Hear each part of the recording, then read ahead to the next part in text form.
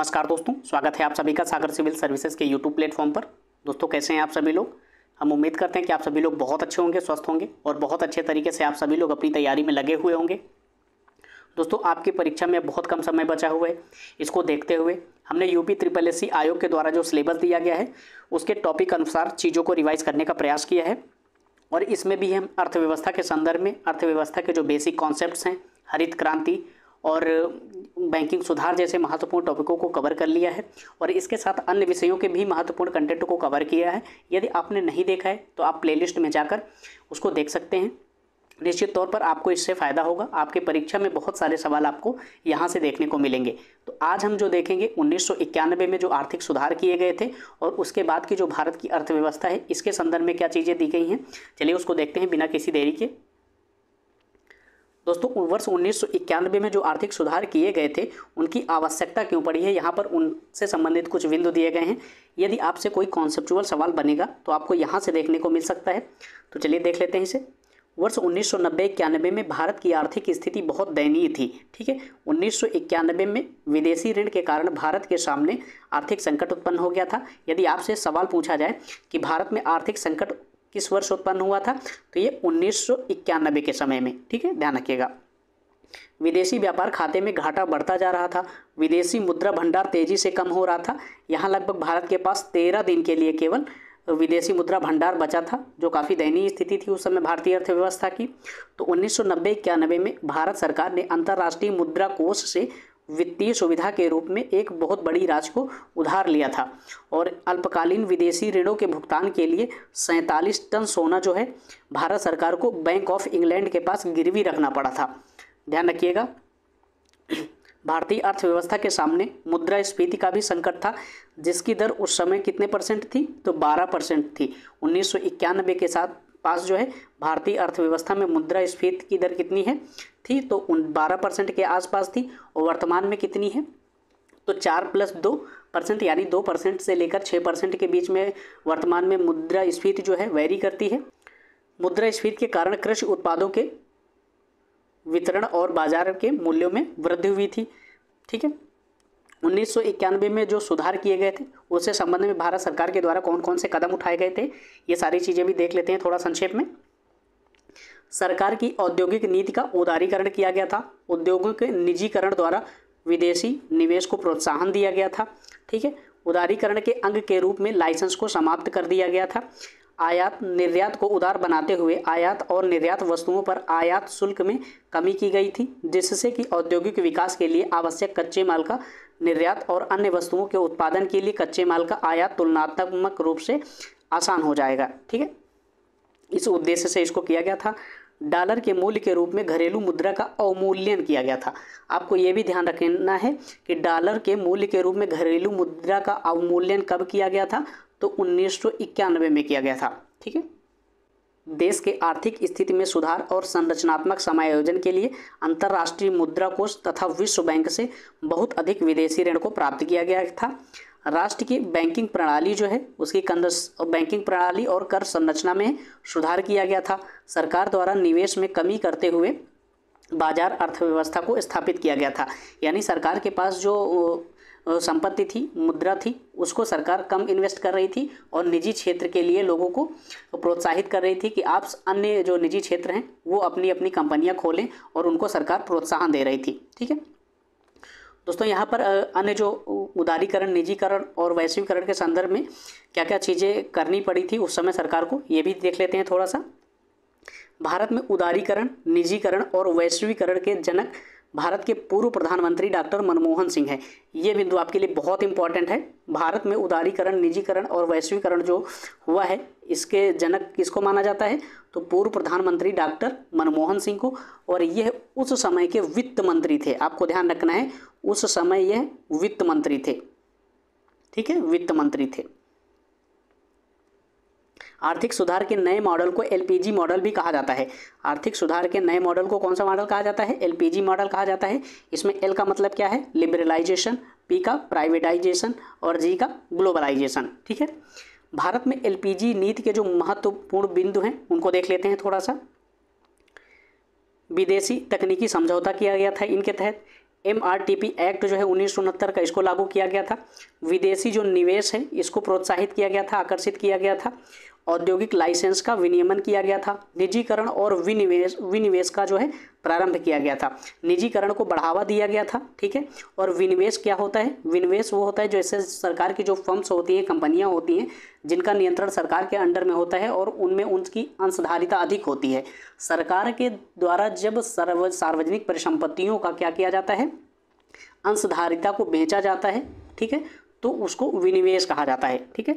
मुद्रास्फीति का नियमन करने की बात की गई थी। करों में सुधार किया गया था। वित्तीय सुधार किए गए थे। लाइसेंस और परमिट राज जो था इसकी समाप्ति की गई थी, ठीक है। आर्थिक सुधार से संबंधित जो महत्वपूर्ण विश्लेषण है उसको थोड़ा सा देख लेते हैं। आर्थिक सुधार में आर्थिक सुधार का जो प्रथम सुधार कब हुआ था? तो 1991 से 2000 तक, ठीक है। 1991 से 2000 तक जो आर्थिक सुधार हुआ था उसको औद्योगिक सुधार के रूप में भी जाना जाता है।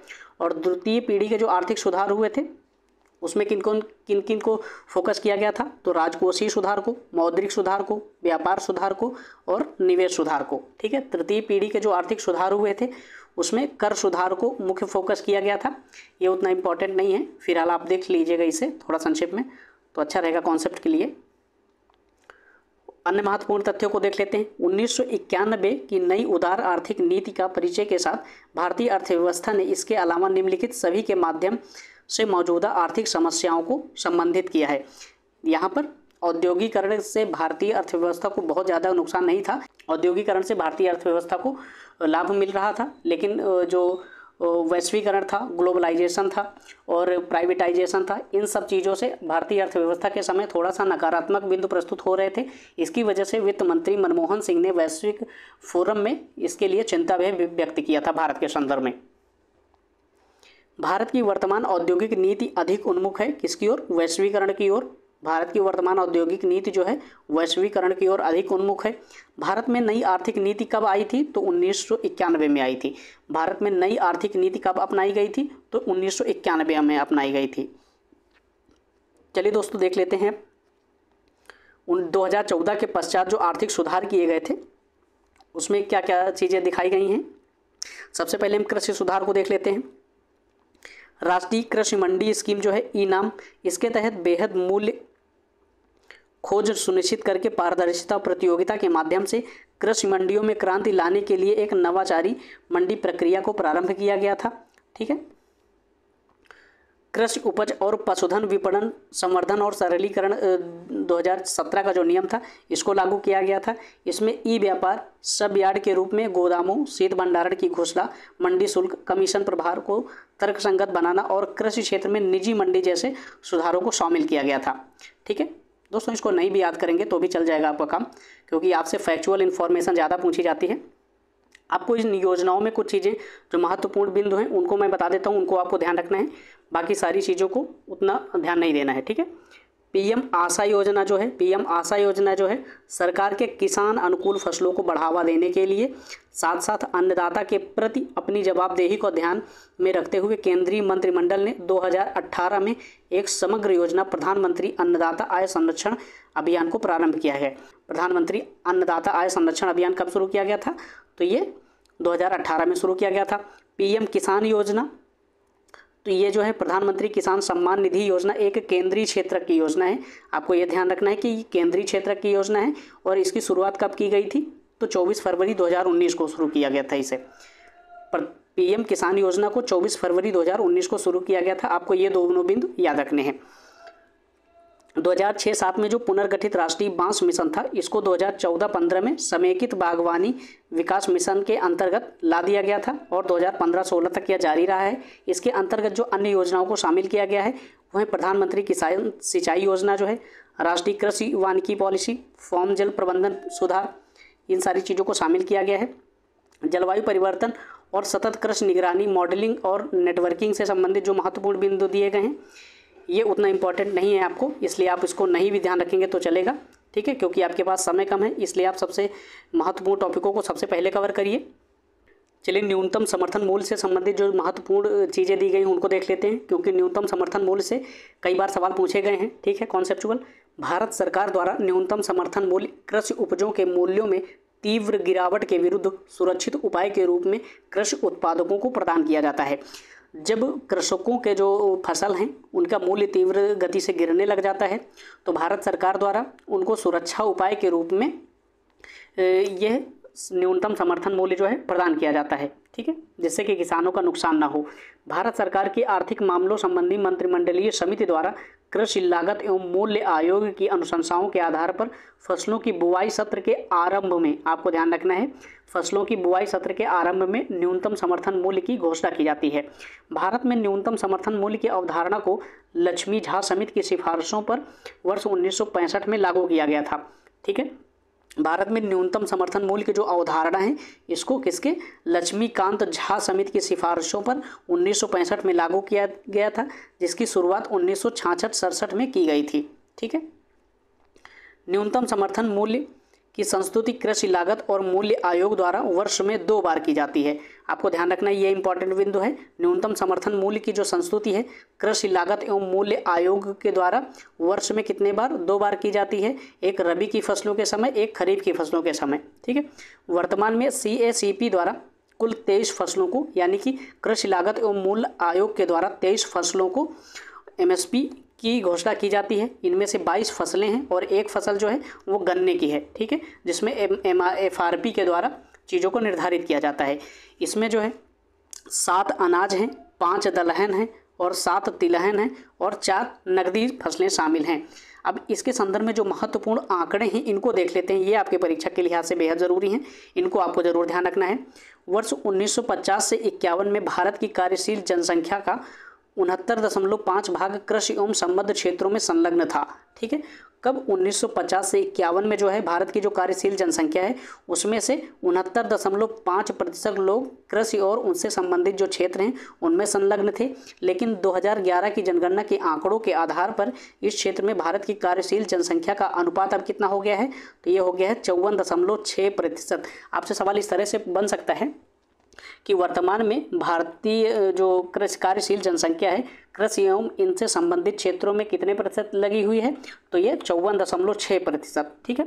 अधिक अन्न उपजाऊ अभियान किस वर्ष प्रारंभ किया गया था, तो अधिक अन्न उपजाऊ अभियान जो है 1942-43 में प्रारंभ किया गया था। कब, 1942-43 में, जिससे कृषि के क्षेत्र में जो है उत्पादन को बढ़ाया जा सके और भुखमरी जैसी चीज़ों से निपटा जा सके, ठीक है। सरकार के द्वारा ई-रकम नामक एक नया पोर्टल लॉन्च किया गया था। इसका उद्देश्य क्या था, तो कृषि उत्पाद बेचने के लिए। दरअसल ये 2017 में सरकार के द्वारा शुरू किया गया था और 2018 में ये सवाल पूछा गया था, ठीक है। तो ये करंट अफेयर्स के संबंध में सवाल था। तो भारत के GEVA में कृषि और संबद्ध क्षेत्र द्वारा कुल कितने प्रतिशत का योगदान प्राप्त हुआ है, तो भारत के GEVA में कृषि और इससे संबंधित जो क्षेत्र हैं इससे कितने प्रतिशत का योगदान प्राप्त हुआ है, तो 18.8 का, ठीक है। कितना, 18.8 का। विशेष कृषि क्षेत्र स्थापित करने वाला पहला भारतीय राज्य कौन सा था, तो ये उत्तराखंड था, ठीक है। विशेष कृषि क्षेत्र स्थापित करने वाला पहला भारतीय राज्य कौन सा था, तो उत्तराखंड था। खाद्यान्नों का न्यूनतम समर्थन मूल्य प्रतिवर्ष कौन घोषित करता है, इंपॉर्टेंट बिंदु है ये, कृषि लागत और मूल्य आयोग के द्वारा इसको घोषित किया जाता है। भारतीय खाद्य निगम की स्थापना कब हुई थी, तो ये 14 जनवरी 1965 को, ठीक है। ध्यान रखिएगा, कई बार पूछा गया है भारतीय खाद्य निगम की स्थापना कब हुई थी, तो 14 जनवरी 1965 को हुई थी। भारत में कृषि आयकर लगाया जाता है, किसके द्वारा लगाया जाता है, तो राज्य सरकारों के द्वारा लगाया जाता है। भारत में कृषि आयकर जो है किसके द्वारा लगाया जाता है, तो राज्य सरकारों के द्वारा लगाया जाता है, क्योंकि कृषि जो है राज्य सूची का विषय है। कृषि विपणन की आधारभूत संरचना AMI कब से प्रभावी हुई है, तो अप्रैल 2014 से। कृषि विपणन की जो आधारभूत संरचना है कब से प्रभावी हुई है, तो अप्रैल 2014 से प्रभावी हुई है। राष्ट्रीय कृषि बाजार NAM जो है, नेशनल एग्रीकल्चर मार्केट, क्या है, तो एक कृषि उपज के लिए राष्ट्रीय ई-व्यापार मंच है, ठीक है। राष्ट्रीय कृषि बाजार NAM जो है कृषि उपज के लिए राष्ट्रीय ई-व्यापार मंच है।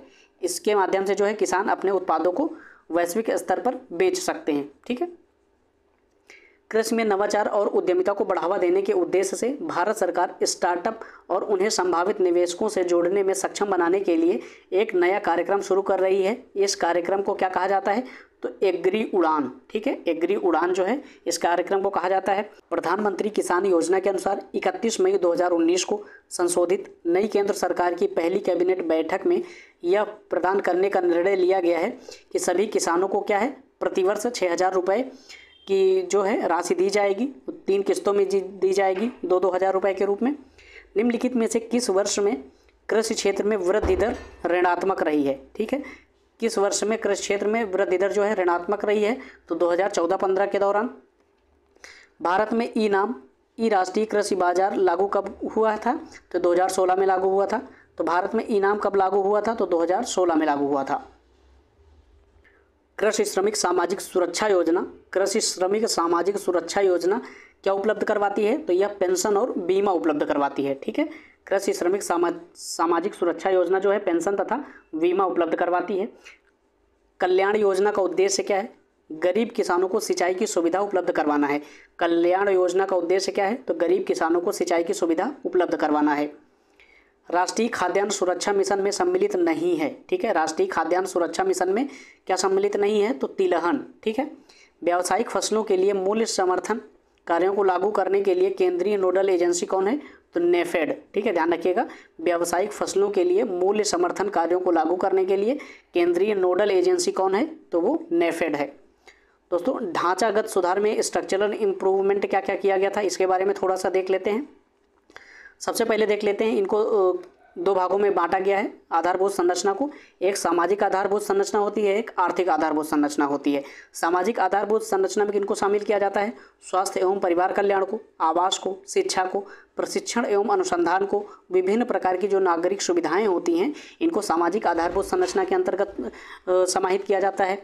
और आर्थिक आधारभूत संरचना में ऊर्जा के क्षेत्र में परिवहन, सड़क, पत्तन, एयरपोर्ट, रेलवे, धन आपूर्ति और बैंक एवं वित्तीय सेवाओं से संबंधित जो सुधार किए जाते हैं इनको आर्थिक आधारभूत संरचना में शामिल किया जाता है। ठीक है, चलिए आगे की चीज़ों को देख लेते हैं। आवास एवं स्वास्थ्य सेवाओं से संबंधित जो महत्वपूर्ण आंकड़े हैं उनको देख लेते हैं। प्रधानमंत्री आवास योजना 2015 से प्रभाव में आया। आपको ध्यान रखना है, प्रधानमंत्री आवास योजना जो है कब से? 2015 से प्रभाव में आई है। 31 मार्च 2022 तक 2 करोड़ घर बनाने का लक्ष्य रखा गया था इसमें, जिसे अब 2024 तक बढ़ा दिया गया है। ठीक है, स्वास्थ्य सेवा संरचना के विस्तार के अंतर्गत पीएम स्वास्थ्य सुरक्षा योजना 12वीं पंचवर्षीय योजना 19-20 तक जारी रखने की स्वीकृति कैबिनेट ने दे दी है। ठीक है, आयुष्मान भारत योजना 25 सितंबर 2019 से शुरू हुई है। इससे 50 करोड़ लोगों को प्रतिवर्ष 5 लाख रुपए तक का स्वास्थ्य बीमा उपलब्ध करवा रही है सरकार। इसके अलावा प्रधानमंत्री जन आरोग्य योजना से भी स्वास्थ्य के क्षेत्र में काफ़ी सुधार हुआ है। ठीक है, अब शिक्षा के क्षेत्र में देख लेते हैं कौन कौन सी चीज़ें की गई हैं। तो शिक्षा के क्षेत्र में सबसे पहले नई शिक्षा नीति 2020 के तहत 3 से 18 साल तक के बच्चों को शिक्षा का अधिकार दिया गया है। ठीक है, कितने? 3 से 18 साल तक के बच्चों को शिक्षा का अधिकार प्रदान किया गया है। नई शिक्षा नीति में कितने वर्ष तक के बच्चों को शिक्षा का अधिकार प्रभावी रूप से दिया गया है? तो 3 से 18 तक के, ये सवाल पूछा गया है। ठीक है, प्रधानमंत्री आवास योजना के तहत कितने घर बनाने का लक्ष्य रखा गया है? तो 31 मार्च 2022 तक जो है 2 करोड़ घर बनाने का लक्ष्य रखा गया है, जिसे अब बढ़ा दिया गया है 2024 तक। भारत की किस नदी पर विश्व का सबसे ऊंचा पुल बनाया जा रहा है? तो चिनाब नदी पर। ठीक है, भारत के किस नदी पर विश्व का सबसे ऊंचा पुल जो बनाया जा रहा है वो चिनाब नदी पर बनाया जा रहा था। श्रम सुधार के संदर्भ में जो महत्वपूर्ण काम किए गए थे उनके बारे में भी थोड़ा देख लेते हैं। प्रधानमंत्री श्रम योगी मानधन योजना जो है इसकी शुरुआत कब हुई थी? तो 5 मार्च 2019 को हुई थी। ठीक है, इसके लाभार्थी कौन है?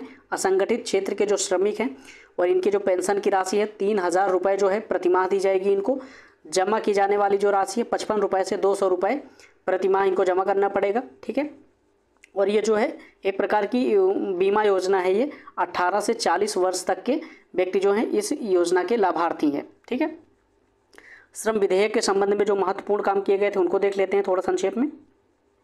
इनसे सवाल वैसे पूछा नहीं जाएगा, लेकिन आप लोग इसे एक बार देख लेंगे तो थोड़ा सा कॉन्फिडेंस भी आएगा कि हाँ आपने सारी चीज़ों को कवर भी किया है। ठीक है, श्रम विधेयक में किनको शामिल किया गया था? Occupational safety health and working conditions code जो है श्रम विधेयक में शामिल किया गया था जो 2020 में पारित किया गया है। इसमें इंडस्ट्रियल रिलेशन कोड को भी शामिल किया गया है, कोड ऑन सोशल सिक्योरिटी को भी इसमें शामिल किया गया है। इन 3 बिलों के पास होने के बाद नए श्रम कानून से देश के जो संगठित असंगठित दोनों ही प्रकार के श्रमिक हैं इनको कई प्रकार की जो है नई सुविधाएं मिल पाएंगी। तो सभी श्रमिकों को नियुक्ति पत्र देना अनिवार्य होगा। ठीक है, इस बिल के पास होने के बाद अब सभी श्रमिकों को जो है नियुक्ति पत्र देना अनिवार्य होगा। उनके वेतन का डिजिटल भुगतान करना होगा। साल में एक बार सभी श्रमिकों का हेल्थ चेकअप भी अनिवार्य किया गया है। आर्थिक क्षेत्र में जो सुधार किए गए हैं इनके बारे में कुछ संक्षेप में देख लेते हैं। भारत को सामाजिक सुरक्षा नीतियों में सुधार लाकर समावेशी विकास हेतु अधिक प्रयास करने की आवश्यकता है। पिछले 5 वर्षों में 10% की औसत वार्षिक गति से उपभोक्ता कीमतों में वृद्धि हुई है। ठीक है, आर्थिक सुधार के लिए 2014 के बाद से सरकार ने कई आर्थिक नीतियां जैसे 2014 में 1, 2015 में 1, 2017 में 1 और 2016 में जो 6 आर्थिक नीतियाँ सुधार की घोषित की हैं। ठीक है, इनमें से जो है प्रधानमंत्री जनधन योजना है, मध्यस्थता एवं सुलह संशोधन अधिनियम है। इस कानून से वाणिज्य मध्यस्थता में सुधार किया गया है। हाइड्रोकार्बन अन्वेषण एवं लाइसेंसिंग की नीति, इसके तहत ऊर्जा के क्षेत्र में सरकार और निजी क्षेत्र के में जो गतिरोध को कम करने का प्रयास किया गया है। बेनामी लेन देन निषेध संशोधन अधिनियम जो है 1 नवंबर 2016 से प्रभावी हुआ है। आपको ध्यान रखना है, बेनामी लेन देन निषेध संशोधन अधिनियम कब से प्रभावी हुआ है? तो 1 नवंबर 2016 से प्रभावी हुआ है। तो इसमें जो है अधिकारियों के जो बेनामी संपत्ति है उसको अंतिम रूप से कुर्क करने और यानी कि जब्त करने का अधिकार दिया गया है। ठीक है, विमुद्रीकरण नोटबंदी जो है 8 नवंबर 2016 से इसके तहत 500 और 1000 रुपये की जो करेंसी है नोट है इसको वैधता को बंद कर दिया गया था। ठीक है, आपको ये भी ध्यान रखना है कि विमुद्रीकरण यानी कि नोटबंदी जो है कब लागू की गई थी? तो 8 नवंबर 2016 को शाम को 8 बजे। ठीक है, इसको अनाउंस किया था प्रधानमंत्री नरेंद्र मोदी ने। तत्कालीन सरकार ने वित्तीय वर्ष 2024-25 तक भारत को 5 ट्रिलियन, ठीक है, तत्कालीन सरकार ने वित्तीय वर्ष 2024-25 तक के लिए भारत को 5 लाख करोड़ डॉलर यानी कि 5 ट्रिलियन डॉलर की अर्थव्यवस्था बनाने का लक्ष्य भी रखा है। ठीक है, आपको ये ध्यान रखना है कि 2009 से 2014 के मध्य जो है जीडीपी वृद्धि दर कितनी रही है? तो ये 6.7%। वर्तमान प्रत्यक्ष कर संग्रहण की वृद्धि दर कितनी है?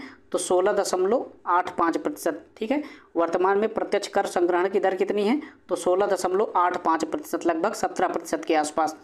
वस्तु एवं सेवा कर से संबंधित जो महत्वपूर्ण तथ्य हैं इनको देख लेते हैं, क्योंकि इनसे बहुत सारी परीक्षाओं में लगातार सवाल पूछे गए हैं और ये आपके लिए बहुत इंपॉर्टेंट है। ठीक है, इसको ध्यान देते हैं। जीएसटी एक अप्रत्यक्ष व्यापक बहुस्तरीय गंतव्य आधारित कर है जो प्रत्येक संवर्धित मूल्य पर लागू किया जाता है। ठीक है, जीएसटी जो है एक प्रकार का अप्रत्यक्ष कर है, आपको यही ध्यान रखना है सबसे पहले। यह व्यापक बहुस्तरीय गंतव्य आधारित कर है जो प्रत्येक संवर्धित मूल्य पर लागू होता है। केंद्रीय जीएसटी यानी कि सीजीएसटी केंद्र सरकार के द्वारा लगाया जाता है, जबकि राज्य जीएसटी एसजीएसटी जो है राज्य सरकार के द्वारा लगाया जाने वाला कर है। समेकित जीएसटी इंटीग्रेटेड जीएसटी जो है आईजीएसटी, ये बहु राज्यों के बीच विभिन्न वस्तुओं एवं सेवाओं की पूर्ति पर केंद्र सरकार के द्वारा लगाया जाने वाला कर है। आईजीएसटी जो है किसके द्वारा लगाया जाता है? तो केंद्र सरकार के द्वारा लगाया जाता है।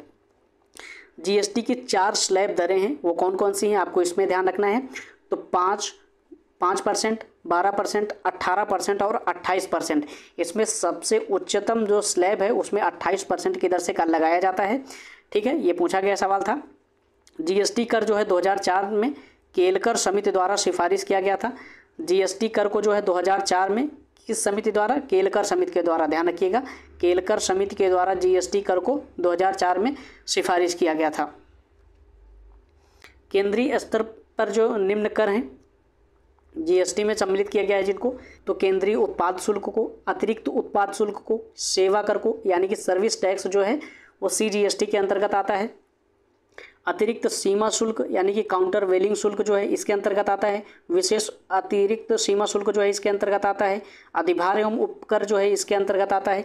आपको यह भी ध्यान रखना है कि राज्य स्तर पर जो कर लगाए जाते हैं राज्य सरकार के द्वारा, तो एसजीएसटी जो है इसमें किनको किनको शामिल किया जाता है? तो राज्य मूल्य वर्धित जो बिक्री कर है इसको शामिल किया जाता है। ठीक है, मनोरंजन कर जो है ये राज्य सरकार के द्वारा लगाया जाता है। स्थानीय निकायों द्वारा लगाए जाने वाला कर से अलग है ये। ठीक है, आपको ध्यान रखना है केंद्रीय कर जो है, केंद्रीय बिक्री कर केंद्र सरकार के द्वारा लगाया जाता है और इसे राज्य सरकार के द्वारा वसूला जाता है। ठीक है। चुंगी व प्रवेश शुल्क जो है SGST के अंतर्गत आता है। क्रय कर जो होता है, विलासिता पर कर, सट्टेबाजी, लॉटरी, जुआ पर जो भी कर लगाए जाते हैं वो राज्य सरकार के द्वारा लगाए जाते हैं।